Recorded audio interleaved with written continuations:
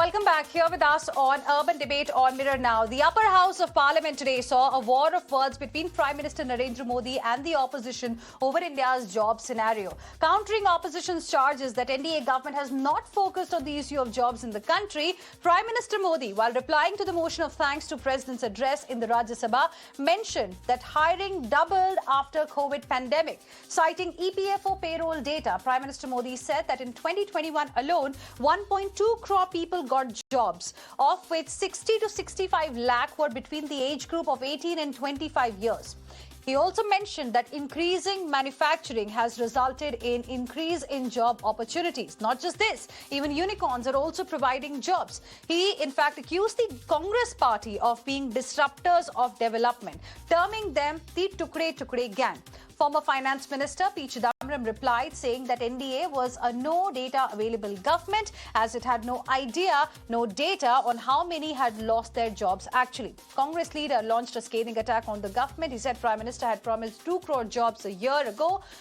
In fact, earlier 2 crore jobs were promised in a year. Where were they? What happened to that promise? He also spoke about the flight of talent from the country. Of the 139 crore, only 52 crore had jobs. So what should the rest of the people do?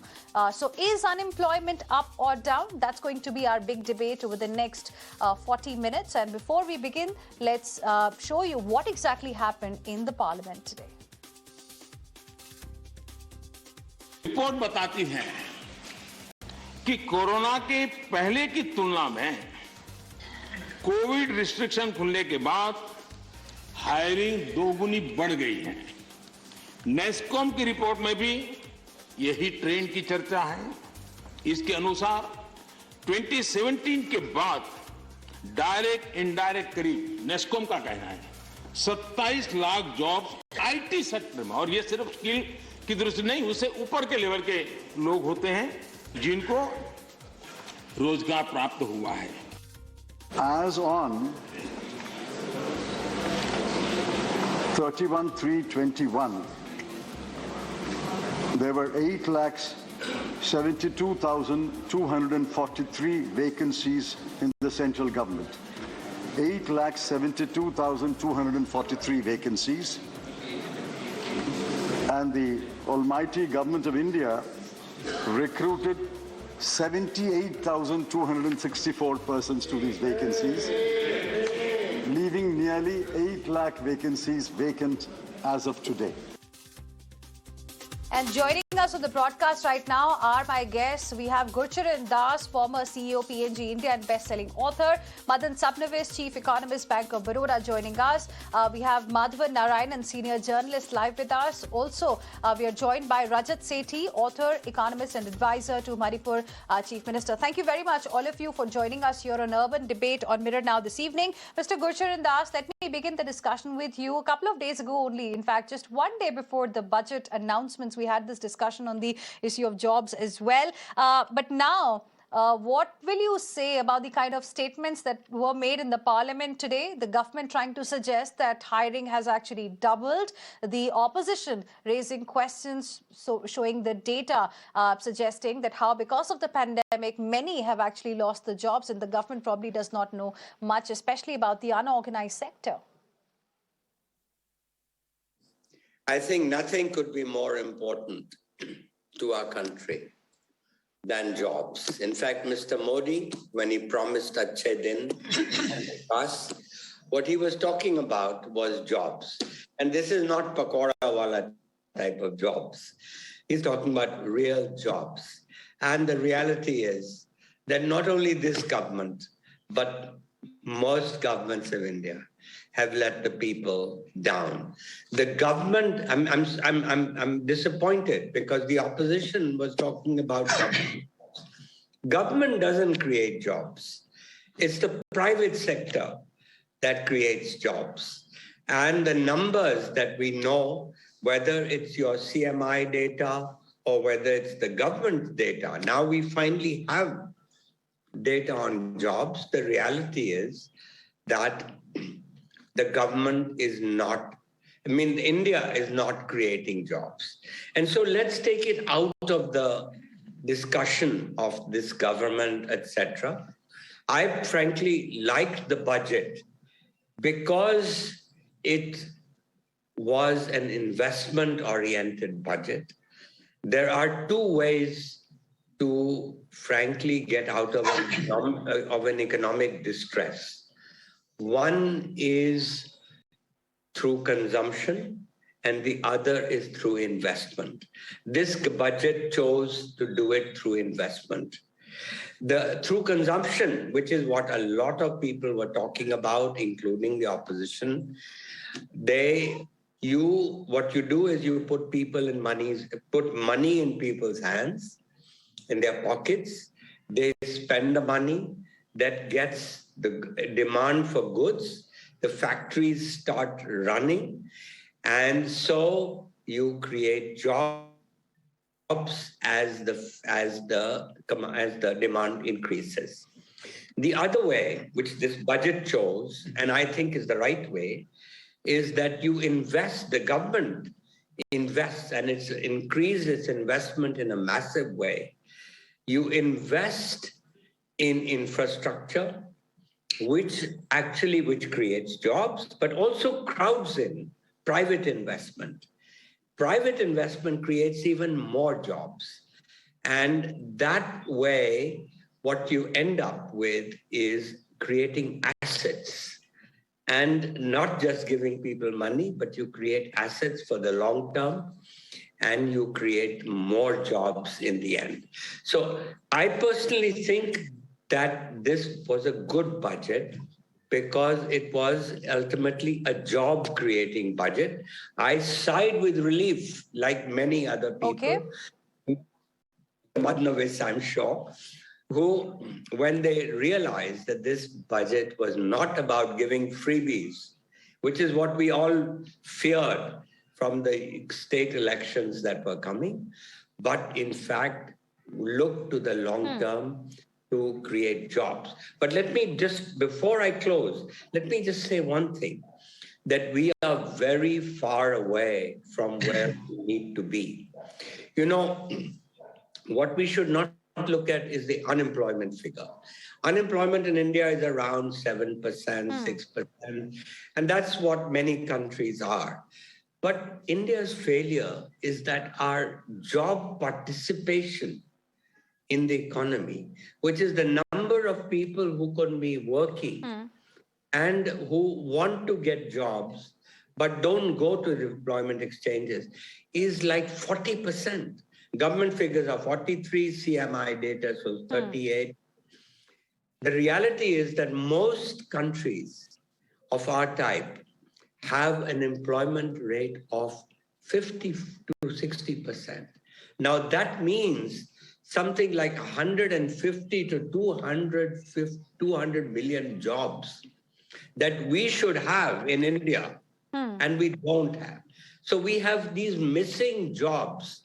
And to me, the biggest failure of our country, and I'm not blaming one government, it's been there for a long time, that is the true failure of our country. We will not achieve the demographic dividend with this sort of reality. We're far away from where we need to be, and you're right when you say, because we know that this job crisis was there even before the pandemic came into our lives. We have Sumit Singh, Group CMO, InfoEdge, also joining us on the broadcast. In fact, I would like to speak about the Naukri Job Speak Index as well, because that's suggesting some green shoots in just a bit. But before that, let me take the opening comments from my other guest, Mr. Madan Sabnawais. Now, what is your opinion as far as the job market, the job scenario in the country is concerned? Because Prime Minister Modi said that, there has been a twofold increase in hiring after COVID pandemic, after the restrictions were lifted. And then we have another reality as well, that the CMI data shows to us how so many people lost their jobs during the pandemic. So I want to ask you a straight question. How is the situation on the ground? Is unemployment up or down? I think the situation is fairly mixed, and I think the way we should look at it is, let's distinguish between the corporate sector and the MSME sector. If you're looking at the corporate sector, there's definitely been a recovery in terms of hiring. If you look at the MSME sector, I think it's not the same story because they still have a problem on the demand side. And quite a bit of the labor actually has migrated to the villages. While they started coming back last year, that is in 2021, we've seen that with the second lockdown, there was again a kind of a stop or a halt to this movement of labor. The third wave and the semi-lockdown, which we have had in the months of December and January, has further exacerbated the situation. So I would say that in the corporate world, definitely things are looking better. Whereas if we're looking at the MSMEs, because the overall state is not in a very good state, it's not a very happy state. So that's why the amount of employment taking place out there is more limited.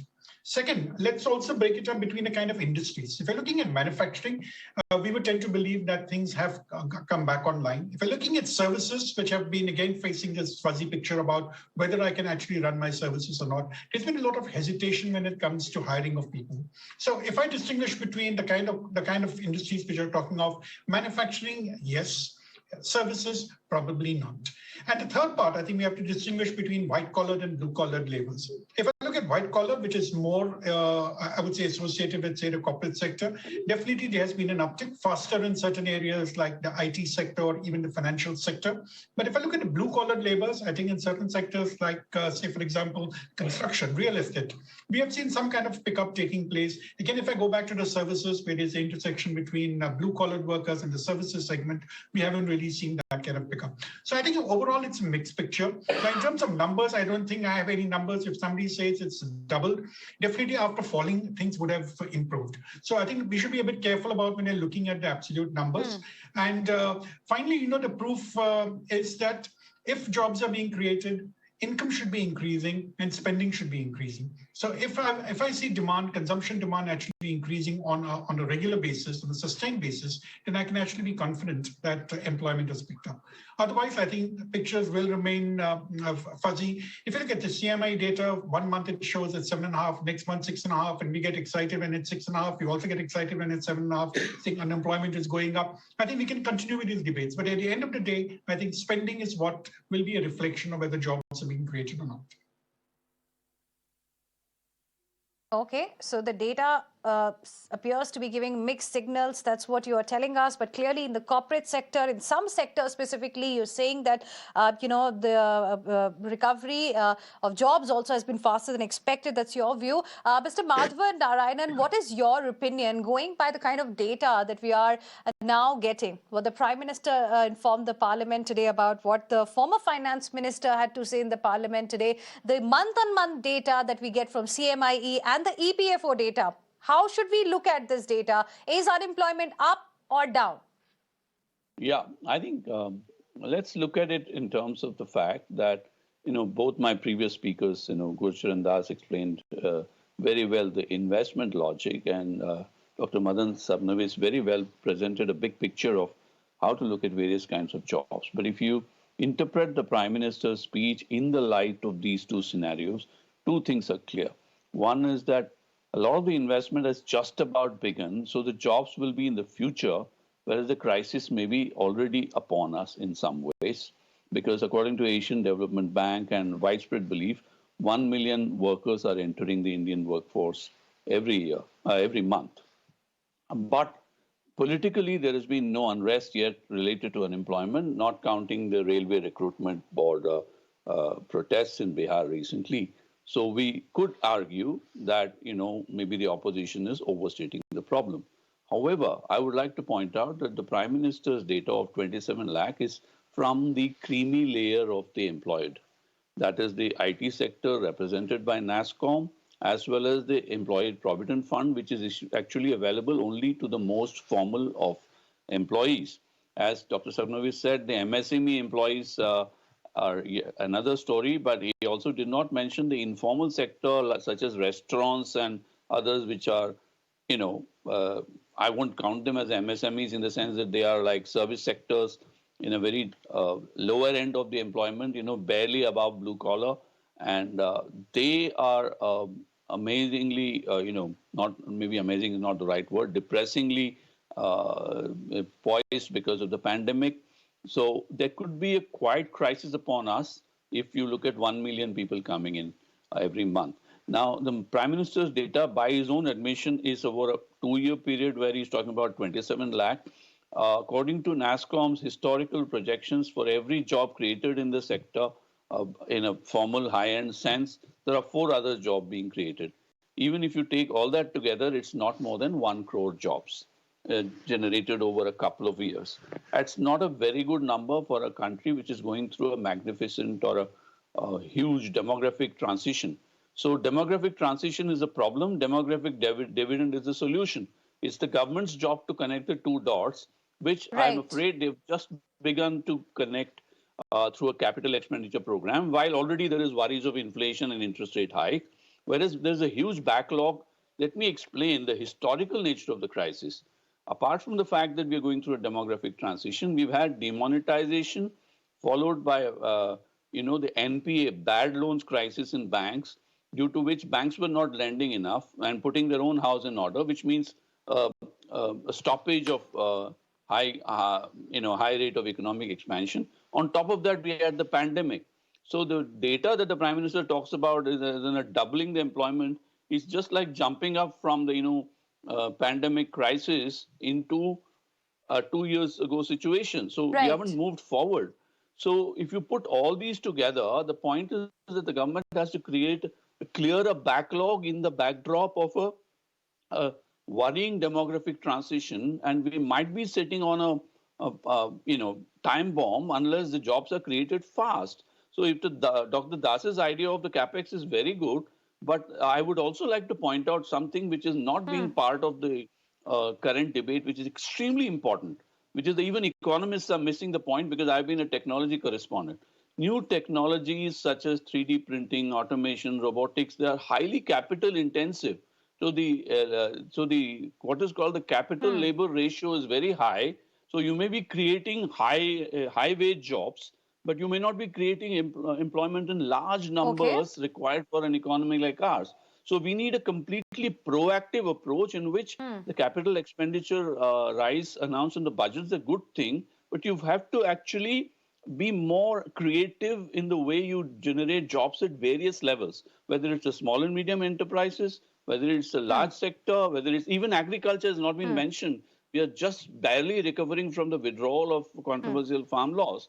So who knows, 50% of the economy is still heavily reliant on agriculture. So I think Mr. we need Gurcharan something Das like wants an to respond employment to what you're policy. saying. In fact, agriculture sector was the only sector that did well, in fact, during the pandemic, while everyone else, every other sector really suffered badly. Quick response, Mr. Gurcharan Das, because Mr. Narayan believes the need of the hour is to create jobs fast. Probably that's not happening. No, I just wanted to re-emphasize the point that the speaker was just making, that now that we are going in for a big infrastructure investment push, which is the right thing for the long term, and I really think that's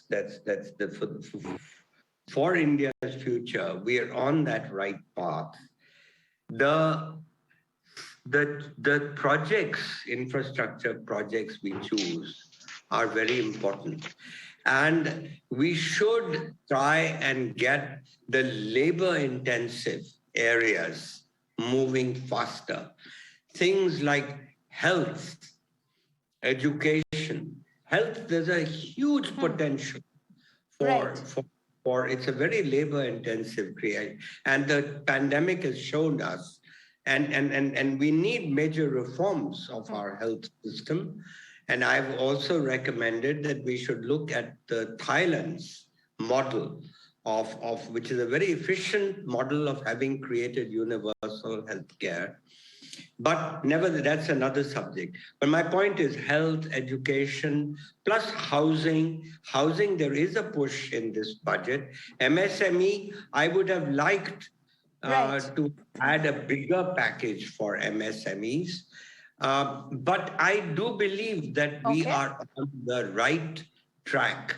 I imagine the horror if we had, with these elections, state elections, chosen the path of freebies. I mean, thank God we have not done that. And so I do believe there is a demographic transition, yes, And the right way is what now it's important to execute. The problem is that our weakness is in executing, just like, privatization. I mean, it's been a disaster. Right.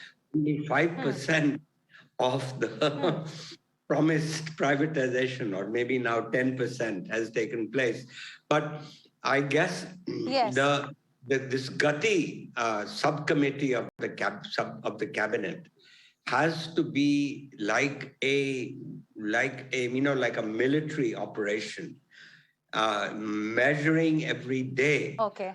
what is being achieved. And we are doing the right thing as long as we can execute. Doing the right things on the right path, perhaps the gati, the speed needs to be now increased. And that's what most also believe is something that we need to look into. Let's also get the opening comments from Rajat Sethi. Rajat Sethi, now I want to understand from you, going by what was said in the parliament today, is the opposition overstating the problem, or is the government understating the job crisis? What is your view? I think there are two parts to this conundrum. One is the statistics part. The other is the strategy part.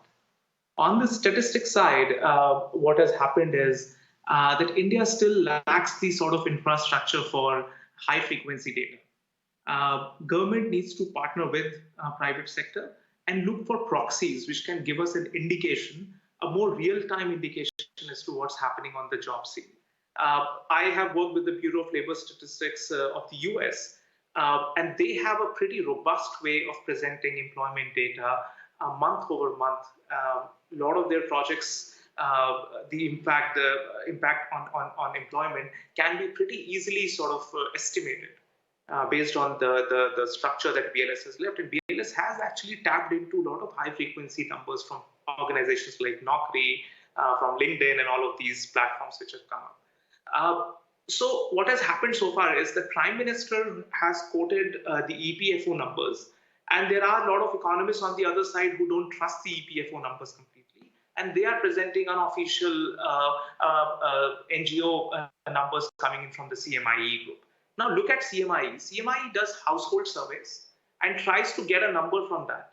Surveys are bound to have errors, and they can, you can try and look into those surveys, how the processes are and are they perfect or not. But essentially, they remain the supply side numbers. Go to the household, figure out where the labor supply is happening from, and try and figure out how is it performing. They do it 3 times, I think, in a year. Whereas the EPFO numbers on the other side is from the demand side. It accounts for those firms who are constantly formalizing and trying to register as new subscribers on the EPFO platform. So both these data points, give us an estimation as to which way the labor market is headed, but it still does not give us a clear picture. And this is why the Ministry of Labor will have to sort of come out with those processes, those surveys, which are more in frequency, and give us a clear sense of which way things are moving. Now, coming to the strategy part, I think BJP is acutely aware that in order to set the agenda right, set the narrative right, and take the opposition head on, it should demonstrably look at creating more jobs. And I think this is where BJP is trying to focus around coming out with this PLFI scheme, the priority sector lending scheme, which they have earmarked around 2 lakh crores to ensure that the new sunrise sectors, they can be pushed on the value chain so that they are able to attract new age jobs, look at new opportunities that are coming out, possibly pulling out industries out of China and attracting them to India, those kind of things. And I think Prime Minister of all people is acutely aware that in order to deliver his promises, he will have to go back to the drawing board and ensure that in a post-COVID scenario, India remains the most attractive destination for the new sunrise sectors to come in. And this is why our budget highlighted and kept speaking around a lot of new sectors like electric vehicles, battery swapping, clean technology, even on crypto-based regulations, and of course the startup and the unicorns which are building up. A lot of people are not very happy of him talking about startups and unicorns, but remember, the gig economy, the amount of jobs that the gig economy created is humongous.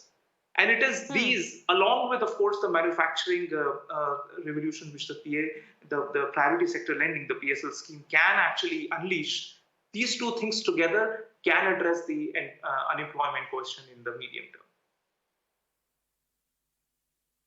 Okay, interesting. And, this issue we've raised many a times in the past as well. There's no one specific data that tells us what the situation is. So we have, a number of surveys that we rely on. And one survey that I want to highlight for our viewers, it has recently come, and this is the Naukri Job Speak Index. And we have Sumit Singh, Group CMO Info, joining us on the broadcast as well. Sumit Singh, now, your survey has shown uptick in hiring in January 2022 versus January last year. Could you just tell us a little bit about the survey, the highlights, and what is it really telling us? Is it like across, all sectors, or some only specific sectors have done well?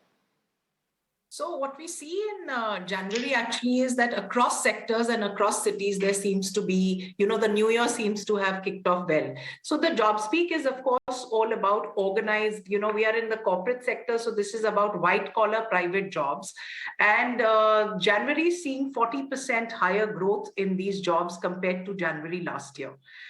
We also see that, like a lot of the other speakers have mentioned, the IT sector, the technology sector leads this growth. The technology sector has been seeing very, very robust growth, and it is seeing growth not only over last year, but even last year. So technology jobs are up. The IT software sector is up in January by about 80%. But we're also seeing a lot of other sectors up, which also belong to retail, telecom, banking and finance, insurance, as well as some core sectors, like construction is up, manufacturing is up. So we see a turnaround there, in the core sectors as well. We also see that not only in the metro cities, because the southern metros have been driving growth now for quite a few months because they have a very, very large representation of IT jobs. But we are seeing that metros like Bombay, Calcutta, Delhi are also seeing very good growth. Delhi's grown at 35%. Bombay's grown at 54% in January compared to last year. Even the emerging cities, whether I take Kochi, whether I take Baroda, you take Coimbatore, you take Jaipur, Ahmedabad, these cities have also all shown robust growth. We also kind of look at job seekers across various segments, because a lot of times one sees that maybe senior hiring is down and, fresher jobs are up. But we're actually seeing jobs across the experience bands up. We are seeing senior bands, which are 8 to 16 years, 16 years plus, upwards of 45, 48% kind of growth in January. So therefore, the data in January across sectors, across experience bands is very, very robust and seems promising. Okay, the data looks promising across sectors, you're telling us. But Mr. Madan Sabnawes, 3 years ago, the then finance minister of the country, late Mr. Arun Jaitley, had stated that the absence of social agitation for jobs over the preceding 5 years was evidence that jobs were being created. Recently, in the month of January, we have seen how a train coach was set ablaze in Gaya and Bihar by agitating job seekers. There was some sort of violence reported from Prayagraj in Uttar Pradesh as well. So while we are all talking about the green shoots, the positive hiring that we are seeing in the corporate sector, there's another sector which is suffering too, the unorganized sector, if I may call it. The people who are actually in the need of job, and we do not really know how many such people are there, what's happening to them. Is that a cause of concern? Should government be looking at that part of the society too immediately? Definitely, I think it's a major problem for us, and we have no information on it. And typically in India, we don't see people protest in a violent manner because they're unemployed. Because I think it's part of our culture not to really protest on things which affect us the most. It's more on frivolous things that we see more kind of protests taking place. And therefore, it's never rampant. You probably have pockets of such incidents where people do protest. Now, again, I go back to saying, I think Mr. Das was also saying that, see, the jobs are created in the private sector, agriculture is in the private sector. The government can do only that much in terms of providing the right kind of incentives for either agriculture and industry. Agriculture becomes more of a state subject. So it's actually the state governments who have to ensure that there is relief being provided to the people in rural India. So if you talk about the Narendra program, I think the ethos of it is only to help out the farmers during between two seasons. But I think one point which I'd like to highlight here is when we are talking of employment and the fact that the private sector is the one which is responsible finally at the end of the day. I think human beings as such are self-destructive, because I think the importance which we're playing on technology really means that I think every corporate actually wants to cut down on their staff. Now, today we're talking of AI, we are talking of ML. Now, this AI, ML is a very good combination. It's a very nice thing to talk in terms of productivity. But just remember, in a labor surplus economy, if we're going to rely so much on technology, there's definitely going to come at the expense of labor. It's easy to say that people need to be reskilled, but actually it doesn't really happen that way. So I think the problem we have in India today is even in the corporate sector, and I think this pandemic actually exacerbated it, because during that time, everybody used technology to make sure things happen. So at the end of the day, after 2 years, we say, do I actually require so many people? I remember there was a time we used to make fun of the central government or any of the public sector organizations saying, you have somebody to move the teacup, somebody is there to clean your shoes, somebody to carry your bag. But today, I think that entire gentry has been sort of done away with. So even the central government is not employing, they don't have surplus staff. Reserve Bank is not doing, public sector is not doing so. Private sector wants to do it. In fact, just remember, whole of the pandemic time, corporates earn profits. How did they cut down on their costs? It was a labor costs. That became the easy thing. And the moment you get rid of labor, replace it with technology, automatically you do better. So I think in a way, I think it's not going to be easy. It's one thing to say that the government is responsible for it. But we, all of us in our own organizations have seen that everybody seems to be saying that let's work on a lean and mean organization. Okay, well, that's a reality too. Mr. Narayanan, will you like to address the concern that I raised, especially about, the people that we do not know about, that we do not discuss when we have these surveys, like the Naukri survey, the EPFO data that comes out, which, does not tell us what's the reality of the unorganized sector in the country? Yeah, I think I have 2 points to make on that, Heena. First is that, there's an interesting point that you yourself raised about how there is a no agitation, apart from the railway recruitment kind of a protest. And Dr. Sabnabis mentioned that Indians don't really protest.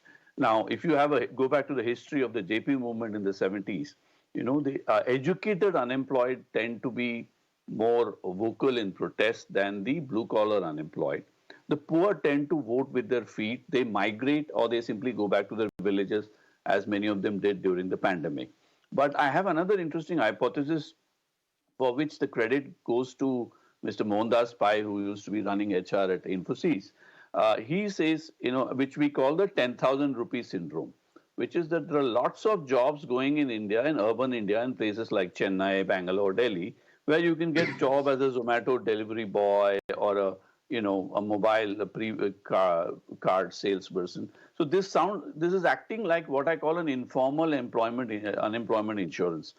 Even I live very not so far from Noida, and there are jobs going of not high wages, but survival wages. So there's a lot of survival jobs available, which prevents the workforce from being very vocal or loud about the whole thing. So people are not starving as they used to in the days of the 70s or 80s when unemployment was stark, but it's on thin ice.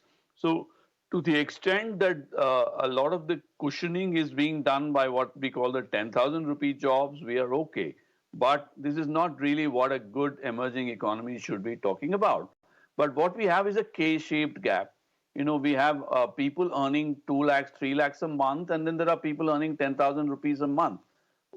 Lots of jobs, although I was surprised to see Sumit Singh talk about retail showing an uptake in jobs, which is good news because retail tends to employ more of the blue-collar kind of workers, such as shop assistant. But a lot of them may be just telecallers trying to sell you a credit card that you don't want, or a Zomato delivery boy happy because some unicorn has been funded and therefore the investors at the moment are picking up the tabs instead of the customers. So until and unless there is genuine demand across the spectrum for various kind of jobs, jobs will remain a thing to be worried about. I think Rajat Sethi presented a fairly optimistic scenario about the government's action. But between the action, there is in economics a dangerous thing called gestation lag.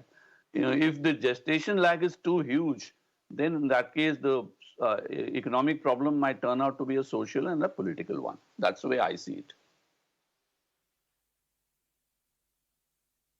get Rajat Sethi as well as Sumit Singh to respond to what you said. But before that, quick comment from Mr. Gurcharan Das on the, the point that was raised by Mr. Arun Jaitley, the then finance minister, about 3 years ago, that if there is no social agitation really, then that is also a signal that maybe the situation isn't that bad.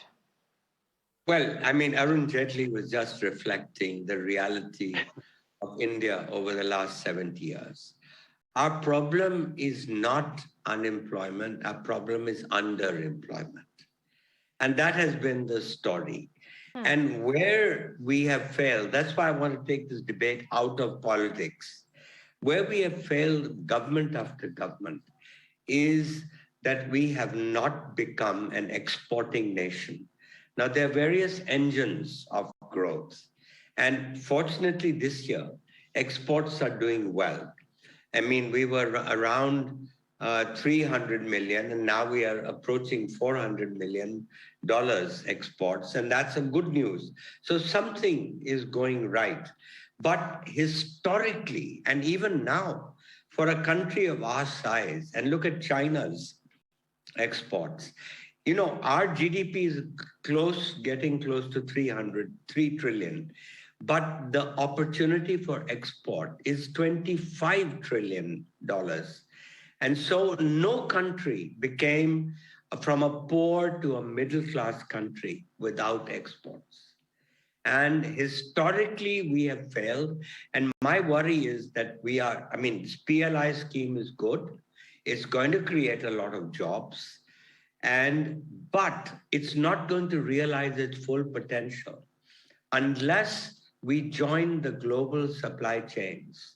And the reality is that our tariffs have become too high, and we have to, in each PLI scheme, all the 14 schemes, we have to put a sunset clause on reducing the tariffs.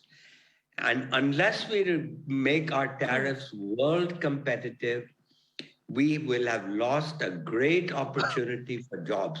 The Far East went from being poor to being middle class. The Asian tiger is now the latest China. They did it on the back of exports. And here I'm sorry, we have failed. And while it's good, now we should capitalize on this good news of what's going on and learn from this, because we can still bring those jobs from China, but they're going to Vietnam. And we can bring them if we can just become investor friendly, which means having the ability, giving our entrepreneurs a chance to be part of the global economy. Interesting point you've made. And Rajat Sethi, we've been seeing how in the recent past, specifically, the government has been saying that, it has been working for ease of doing business for the industry. A lot of their expectations were met during the last budget and during this budget as well. So why is it that not enough jobs are, being created? What could really be the reason? What more can be done? Because as Mr. Sabnab was also mentioning earlier, the government itself, can't create the jobs that we want right now. It can give that environment which will be conducive for creation of jobs. Absolutely. And I think I was just going to share the statistics that Gurcharan ji just shared. Our exports were largely stagnant ever since 2013. And in spite of a lot of effort that went in, it took us at least 7, 8, 9 years to really look at going beyond that 250 billion to 300 billion to that range of 500 billion. Because if you want to build an economy, which is a $5 trillion economy, your 1 trillion has to come out of trade. That is absolutely essential. And this is where even Piyush Goyal ji is acutely aware that in order to achieve that 5 trillion goal, this is the fundamental building block.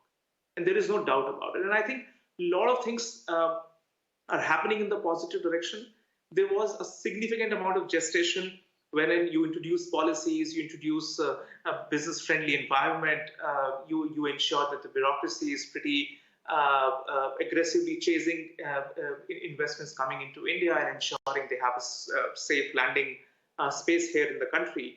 all of those things would require time to show results. And I know we are running out of time, and I think other panelists, very esteemed panelists, share that same concern that if we grow old faster than we grow rich, the problem remains that we will find ourselves trapped in a low-income. And that is a challenge before the nation. And this is not political, because every political party largely needs to be obsessed around employment.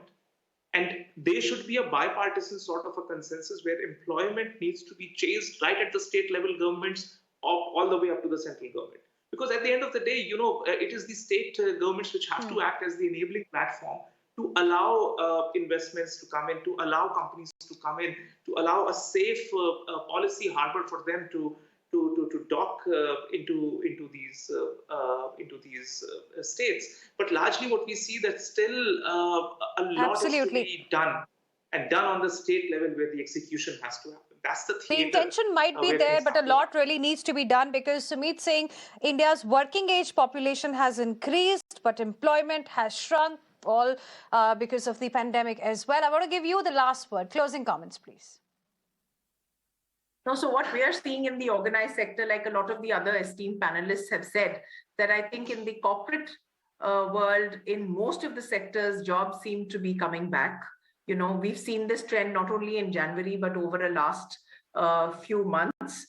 We can see sectors turning back, while there are sectors like retail and hospitality, which have not gone back at all to, the pre-pandemic, pre-lockdown stages, but we can see those sectors also moving up, at least in the white collar space, because we don't really capture the gray collar space or the delivery boys kinds of jobs. So I think things are kind of turning around in most sectors.